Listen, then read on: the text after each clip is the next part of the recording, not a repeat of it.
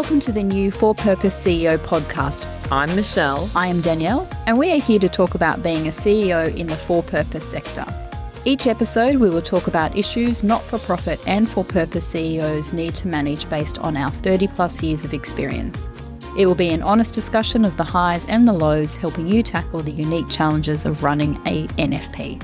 Leading can be challenging and sometimes lonely. We get it. Join us and our guests weekly for an honest discussion about running a for-purpose organisation. We will be sharing practical tips, shared experiences and real-world stories to help you tackle the unique challenges of running a for-purpose organisation.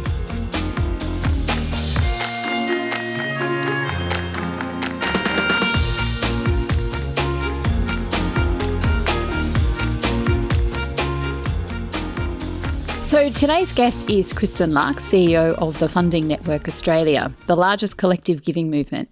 TFN inspires grassroots giving through live crowdfunding events, storytelling and capacity building support, having raised over $30 million for social change initiatives since 2013. That's quite a lot. Kristen has been with TFN since its early days, working on its first pilot events and later serving in key leadership roles before becoming CEO in 2022. With a background spanning corporate and not-profit sectors in both the US and in Australia, she brings expertise in marketing, stakeholder engagement and strategic partnerships. As CEO, Kristen is passionate about connecting purpose-driven organisations with people who want to make a difference and champion community-led change across the country.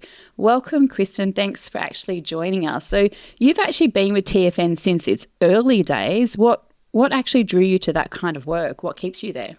Look, I was really fortunate that when I moved here from the U.S., I was introduced to Lisa Cotton, who was setting up the Funding Network. And I had always been heavily involved in the charity sector in the U.S. Giving was something that I was taught from an early age from my family. And so when I moved to a new country and didn't know anyone, it was really important for me to kind of connect in with the community. So I was very fortunate that I was introduced to Lisa. And so I helped her with the initial pilot events. TFN is a concept out of the UK, and Lisa was bringing it into Australia. So when we did the first pilot events back in 2013, there were lots of kind of questions about whether Australians would raise their hand and give funds and would they do so publicly and how would that work? So it was really exciting to be involved in the initial pilots. And, I did some work with them in the beginning and then I took a break and then I came back, I think it was 6 years ago now, and then have been CEO for, I think, 3 years next week. So it's been a really exciting journey. It's been a great opportunity to understand and learn about Australia through the lens of the sector. That's an interesting point because we spoke earlier about obviously Australian fundraising for charities or not-for-profits. We tend to rely very heavily on government funding. Was that a distinct difference that you saw coming to Australia, having come out of the US? Yeah, there's some really significant differences and some that I find really exciting and some that I find really frustrating. So I think, and sometimes at the same time, I think that the culture of giving is much deeper in the US than it is in Australia. And over time, I've learned a lot of the reasons why that is. I mean, it's certainly one of the great benefits of Australia is the amazing level of support that's provided by the government to social services through charities and other work and through Medicare and all the amazing services that are offered. But as a result, it means that a lot of people don't see giving as their responsibility. So it is interesting to kind of look at that and try to kind of influence. I think at TFN, what we're trying to do is inspire giving and then also inspire that giving to go to the grassroots charities. So like one of the things that I often talk about is how 95% of all donations in Australia go to the largest 10% of charities. So if that's the case, and I believe that the innovation is being driven by grassroots charities and leaders, how do we ensure there's innovation? Because government is not funding innovation. And to be honest, mainstream philanthropy, they're getting better, but that's not really where that's come from. So it has been really interesting to help inspire people to think about giving, to understand that their donations combined with other people's donations can have a bigger impact. And I guess that's really what the Funding Network is about sharing the joy of giving and knowing that contagious effect, that the giving, when you give, it's good for you, but it's also good for the organization. Because the Funding Network does that in sort of live events too, don't they? It's not I suppose maybe the more traditional model of, subscribe and donate once a month, or door knocking, give some change out of your pocket type of fundraising, but you actually bring people, and charities pitch, don't they? They go in and pitch what the social problem is, and then what their model is to be able to address that. That's right. And I think one of the things that, TFN's quite known for is teaching organizations how to do that. So we do impact storytelling workshops if you pitch at one of our events, you must go through the program, and we support you to be able to tell your story and the impact that you're trying to achieve in a 6-minute pitch. And then we facilitate live crowdfunding, where we get people to raise their hand and pledge their support.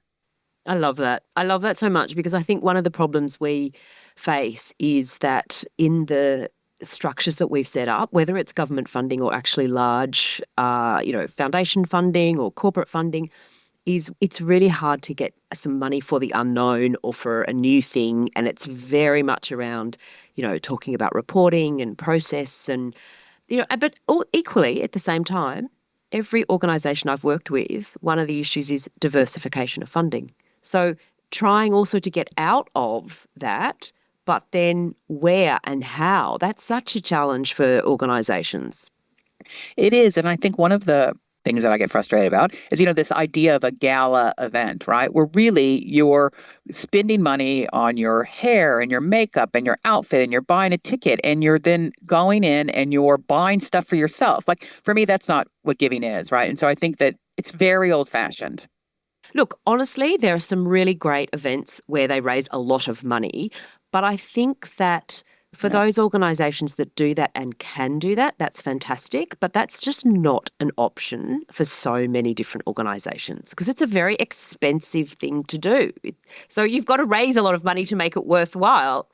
It's also not an option for some donors either, because when you describe that, I think old money. I think wealthy people already, it makes them feel good. But I think where you're targeting is a broader range of donors who can't buy the ticket, who can't do the hair and makeup and the dress, but they still want to have impact.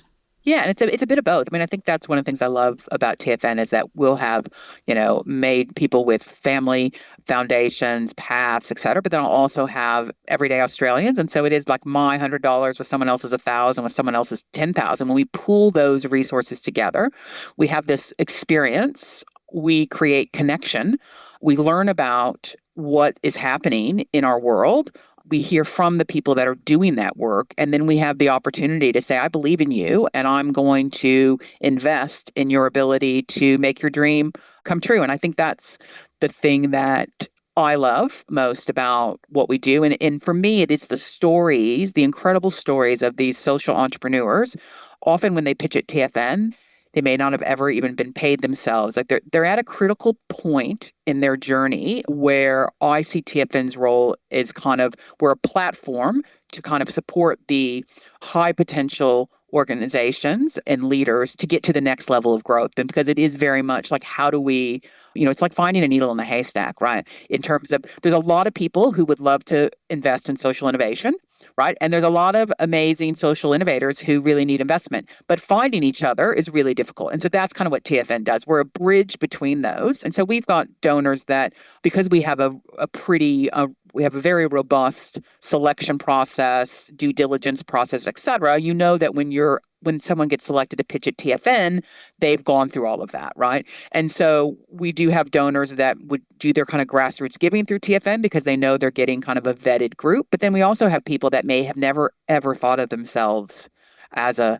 donor or philanthropist. And for us, it's giving in all of its forms. So certainly we raise funds, but for us, the biggest impact is often things that happen after. So the connections made, the introductions, the pro bono support. I've got, people that are now on boards. I've got people that have become their largest funder, and all sorts of magical things that happen when you put people together in a room, you share stories and you create connection. I love that. So let's jump to you, because you have been with the organisation for quite a while and now you're the CEO. So you've had one path to CEO, a trajectory to CEO, which is internal, and you've worked with the organisation. So I guess when you started as CEO, you actually knew the organisation. So you had an idea of the strengths, areas for development. Did you know the board already? Did you know the management team? Like how familiar were you with the organisation as you stepped into that role? And then did that make it easier or harder? Yeah, it's interesting. It actually, I'm going to say, in fact, some of the feedback I got was that it actually made it harder for me to get the job in some ways, in that I was the general manager. I was lucky. The previous CEO was Julie McDonald, and I was essentially her 2IC. So we had really, especially through COVID, we'd done a big shift to doing online giving. And so as a general manager, I was kind of running all the operations to begin with. But then when I took over as CEO, like to get the job, like they had me do a strategic plan. And so I did know all the strengths and weaknesses. I did have a really strong view on where I thought TFN could go and what that process should look like. And so, but in some ways, I think because they wanted me to be the CEO, they made it pretty hard. Like it was a lot of hurdles and testing of like, anyway, but because I think it was because they they did want to do, but they wanted to feel like they had really gone through a process. That's right. And that's their job, is from a governance perspective, that's their job. But look, I think as a result of that, I've really had the opportunity to grow with the board. And I'm really lucky that I have an amazing relationship with my chair as well as the board. And they have really supported and nurtured me, which has been really, really fantastic to see. So, and I realize now when I talk to other CEOs that other CEOs are not as fortunate as I am. And I think the more I hear stories, the more I appreciate just the level of support, engagement that I get from our board. So what was hard and what was easy? Because I can imagine the steep learning curve that a lot of CEOs have to go through, that would have been lessened, but you're looking at things in a really different way. That's right. And for me, like, one of the mistakes I made, again, like so much about it is like, what did you do wrong? And whoops, what should you have done differently?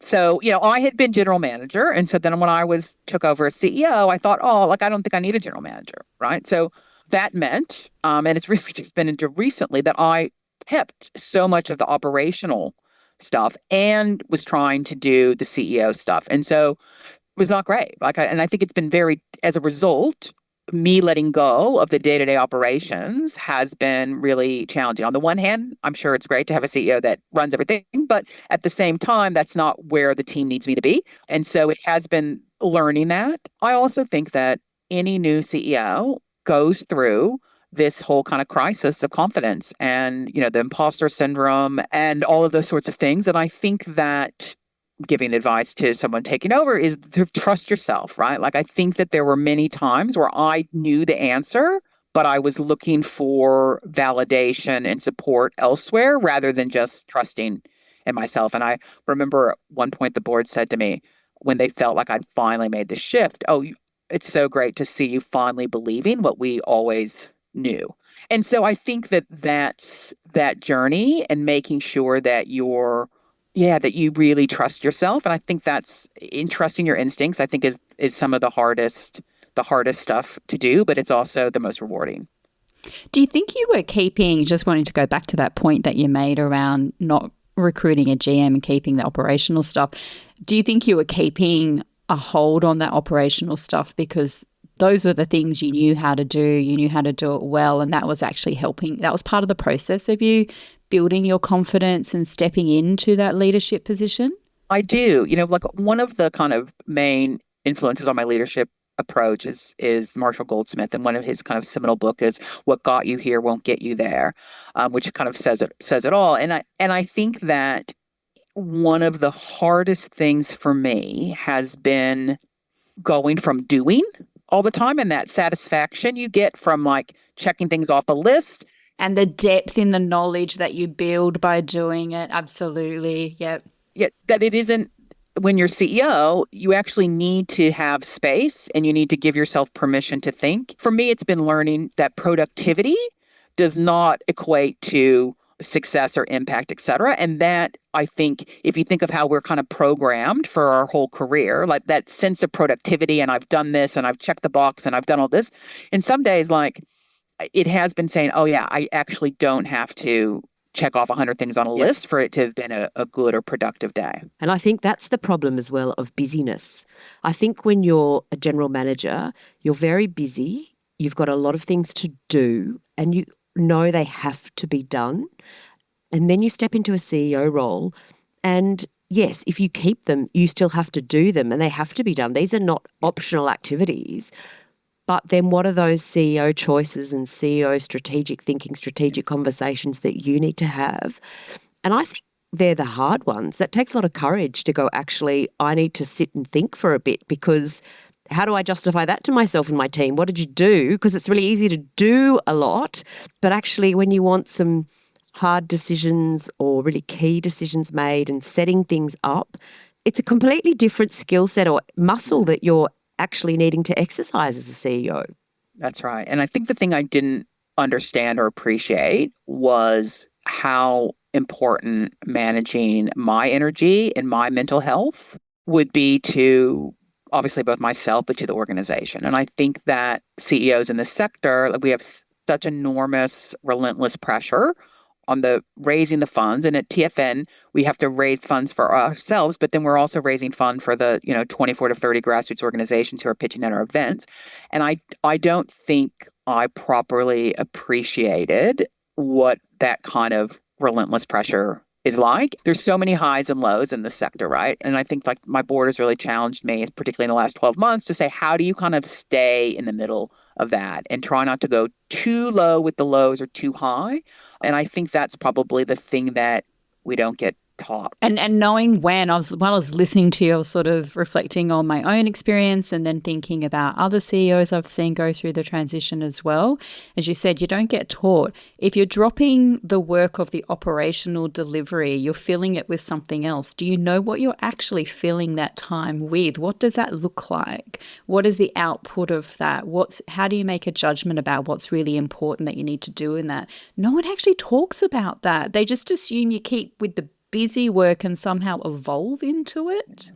And it's that whole thing of, like, differentiating between what the urgent and the important, in this sense of, just because someone needs that from me, is that the best use of my time? And also, like, if you think of, like, I'm still not good at this, but, like, if I'm responding to the emails that are flying in every day, then I'm not managing my time. Someone else is dictating what I'm doing with myself. So how do you kind of shift that to kind of be like, these are the blocks of time and this is what I'm going to do? And you're right. And the best way, I would say, for people to do that is the peer learning. Like, I think that's been the greatest gift that I've given to myself, is to take advantage of opportunities to sit and talk with other CEOs that are going through so much of the same thing. And those are the most, it took me a while in the beginning. I was quick to say I was too busy. I had to do this. I had to do that. And the biggest thing I've learned is that when I take, whether it's a day, a month, or, a half a day, a month, or whatever that looks like, when I go into a room with a group of people that are facing similar issues, big or small organizations, I always walk away with a new perspective, a new idea, a new relationship that helps me. And I think that's something that we don't always think about and remind ourselves to do. Michelle and I have talked about that. It's important, particularly as a new CEO. I think it's important in your entire career as a CEO to find your tribe, is to find that group of people, whether it is through a facilitated peer network or you've kind of created a tribe of people, and then giving that time, because just listening to other CEOs talk about their challenges, how they're addressing it, how they're spending their time, what their frustrations are, how they get into their solutions, is like the inspiration is in the room. But in some respects, it's also counterintuitive, because we're also competing for the same kind of funding, and we're all trying to, elevate our impact and show our worth and those sorts of things. But I find that incredibly valuable. I'd rather, us put our cards on the table. We're not competing in this moment. We really need each other. Yeah, look, and I think for me, that's one of the things I think a lot about. And when I think of the kind of differences between the US and here, is that we're actually not competing. There is so much capacity for good and impact here. It's how do we grow the pie? Because there isn't enough giving in Australia. There is significant greater capacity to give. And, it is all of our responsibility to deep in the culture of giving in Australia. And it is one of those frustrations that I have with the sector is this sense of that it's a finite resource. And I think it's not. It's really infinite. And it's up to all of us to, take full advantage of that opportunity and not view other charities as a competitor, right? Like we should really be the competitors are like what people are spending their money on that isn't in the sector. So, and I think when you shift your mindset to that, you realize, it's much more like, okay, you can go out to dinner and spend $300, or you could come to a TFN event and donate $300. Like, what's the better use of your money? And I think that's the conversations, we need to continue to have. So we're assuming you then did hire a manager, an operations manager, so you're still not doing it? Or you've hired someone who is doing some of that work, I should say. Well, I'm working on that. I should say it's an ongoing work. We have restructured the team. We're actually recruiting for some role. I think one of the other things that I learned was that, there's so many amazing young people that have such capacity to learn and grow, et cetera. And I think it is continuing to provide those opportunities. I think the hardest thing, I've said lots of hard things, but I think another hard thing is like that whole lesson of not everything has to be done the way I would do it. And finding the moments that, yes, there's some things where, and I guess because my background is marketing and PR, I do a lot of that work. And sometimes like I don't have to edit everything. I don't have to see everything. And so for me, it's been much more of me letting go and letting the team and actually being like, actually, us running a perfect event actually has nothing to do with how much money we raise, right? And giving everyone kind of permission. I think that I'm a perfectionist by nature, and I've had to kind of work on letting go. And I'd say that's my ongoing learning. And as a leader, we all need to be on a continuous learning journey. And for me, I still catch myself going, let it go, let it go. Like, I think it's a really hard balance. And especially I think it's a really hard balance for a new CEO because, that's part of what got you there. You got there with your talent, your hard work, your ability to deliver. And so it's now incumbent on you to build a team that helps do that. And I think it's really hard. I think it's a real challenge, kind of almost regardless of the type of CEO you are, because I don't think, especially if you're new-ish, not new, but new-ish, you still are in a bit of an oversight. There are elements which you must control. There's elements which you're going to have to monitor. Depending on the size of the organisation as well, you might have a lot of hands-on stuff you need to do. It's very rare that you'll find someone who's totally elevated and not having to, get down and, oh my God, we've stopped that or missed that or suddenly this report's due.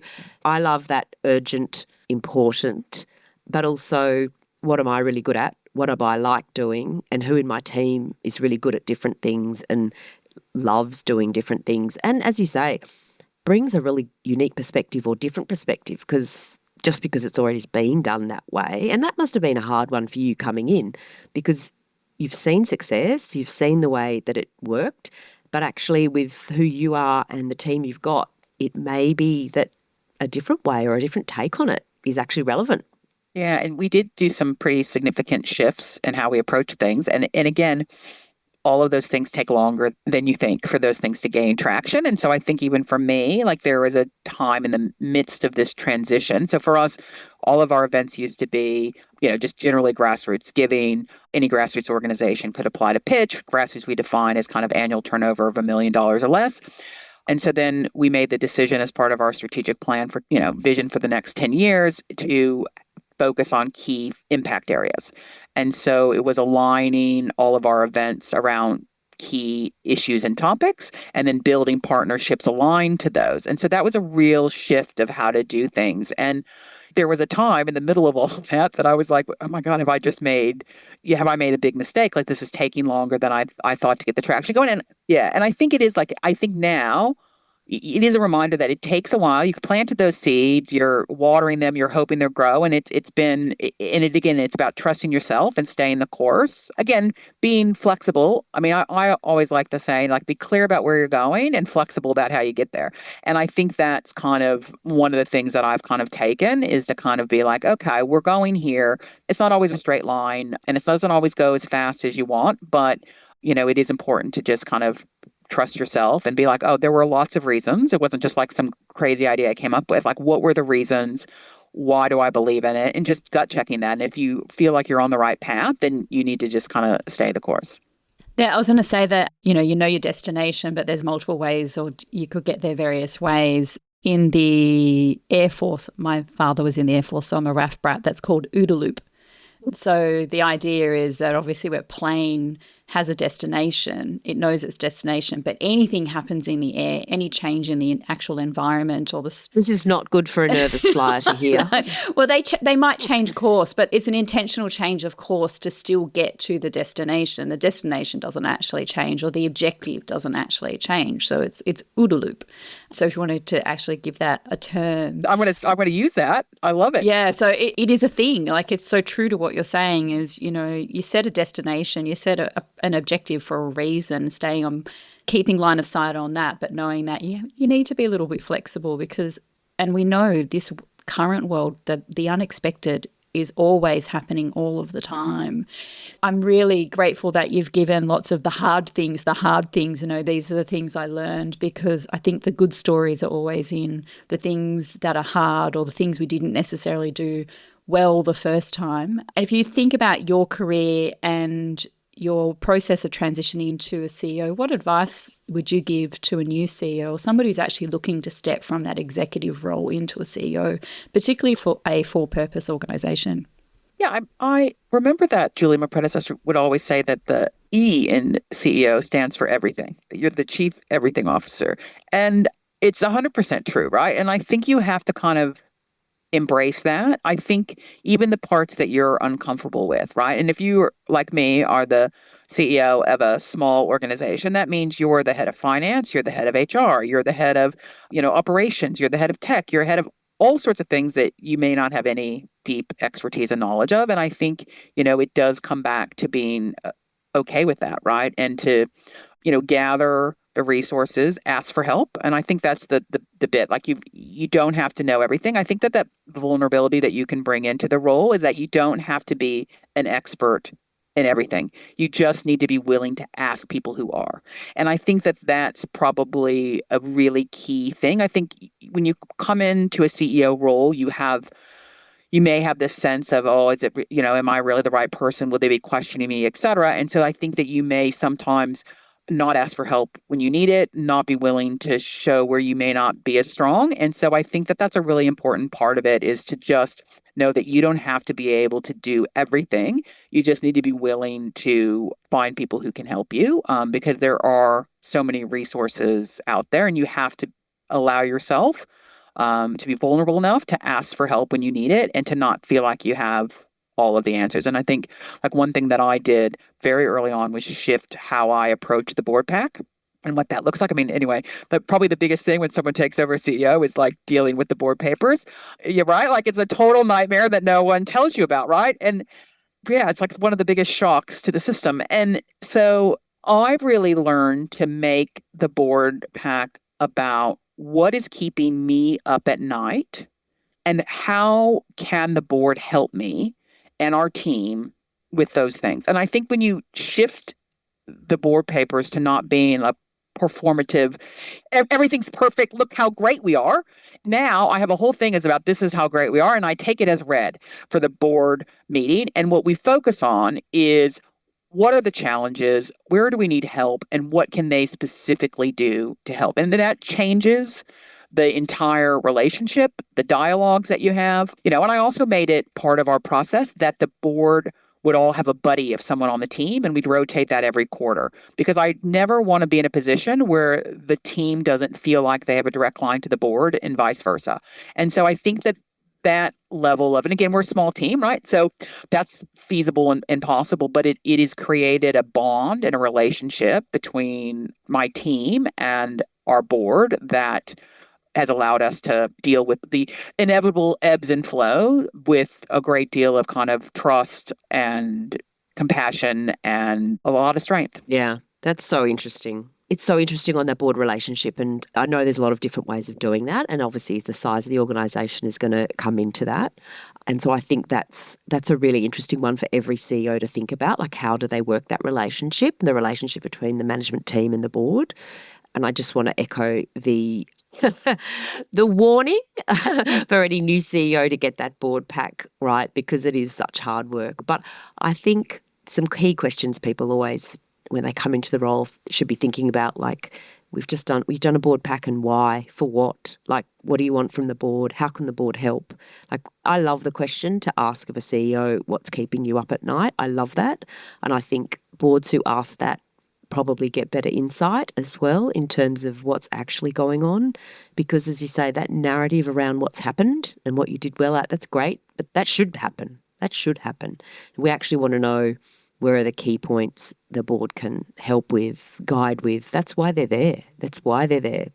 That's absolutely right. And I think it's easy to get intimidated or, really feel like it's your performance review every time you have a board meeting. But I think when you approach it as a partnership and you understand that, and especially in our sector, like, these people are on the board because they want to help and they want to make a difference, and they have a really personal reason for why they're on your board, right? And I think knowing what that is, knowing where and how they can help, and then giving them the opportunity to do that is, the whole point for them, but also how you can best use them to support your organization. So I think that bit is something that, again, no one teaches you that, right? You get so focused on, like, doing the proper things and checking the boxes and have I done all my compliance things and governance structures, et cetera. But at the end of the day, if you take a step back and say, why are they here? What are they trying to achieve?